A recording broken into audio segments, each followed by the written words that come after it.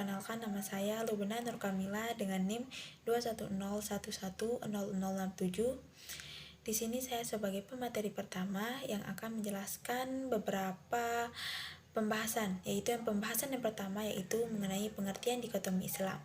Menurut etimologi atau menurut bahasa, dikotomi berasal dari bahasa Inggris yaitu dikotomi yang berarti pembagian dua bagian, pembelahan dua, dan bercabang dua bagian. Menurut istilah, dikotomi adalah suatu pemisahan antara ilmu agama dan ilmu umum.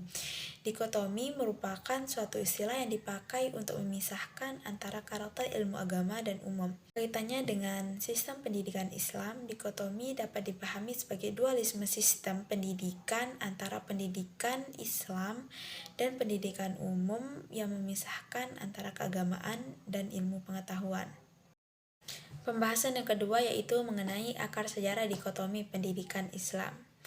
Akar sejarah dikotomi Islam awalnya itu muncul di saat ilmu pengetahuan mengalami masa kejayaan, yaitu puncaknya itu pada masa pemerintahan dinasti Abbasiyah dan juga dinasti Umayyah.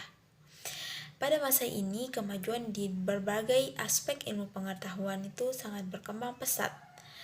Namun di sisi lain juga dikotomi ilmu muncul bersamaan dengan masa Renaissance Barat. Jadi, sejarah dikotomi ilmu terlihat nyata pada masa keemasan ilmu pengetahuan itu sendiri, atau bisa disebut dengan sangat berkembangnya ilmu pengetahuan. Saya Nur Hasanah dengan NIM 210110075.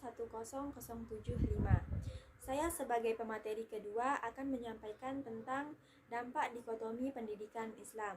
Nah, cara pandang dikotomi telah membawa kemunduran dalam dunia pendidikan Islam. Di antaranya, tradisi belajar yang benar di antara kalangan muslim, rayunya intelektual Islam, melanggengkan supremasi ilmu-ilmu agama yang berjalan secara monotomik, kemiskinan penelitian empiris, serta menjauhkan disiplin filsafat dari pendidikan Islam. Nah, pada perkembangannya juga, dikotomi berdampak negatif terhadap kemajuan Islam ataupun umat Islam sendiri.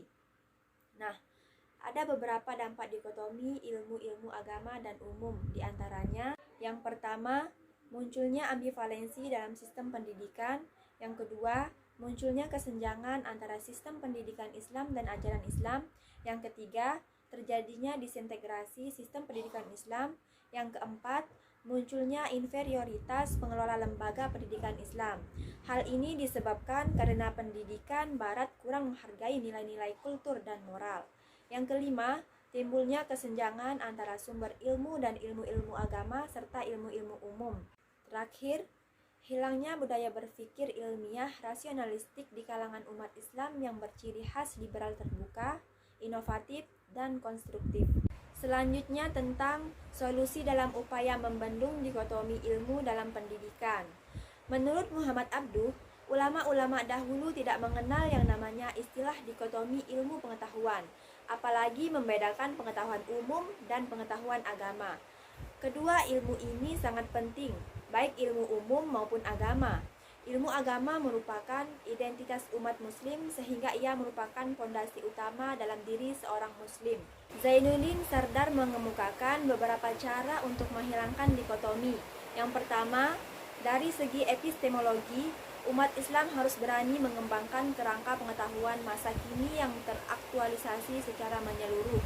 Yang kedua, perlu ada suatu kerangka teoritis ilmu dan teknologi yang menggambarkan beberapa gaya dan metode aktivitas ilmiah serta teknologi yang sesuai tinjauan dunia yang mencerminkan nilai dan norma budaya muslim.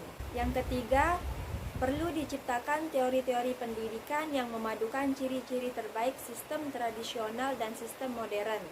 Nah, yang keempat, dengan berpedoman kepada prinsip-prinsip keseimbangan yang mendasari pendidikan Islam, yaitu keseimbangan antara kehidupan dunia dan akhirat. Sekian pemaparan dari saya. Wassalamualaikum warahmatullahi wabarakatuh.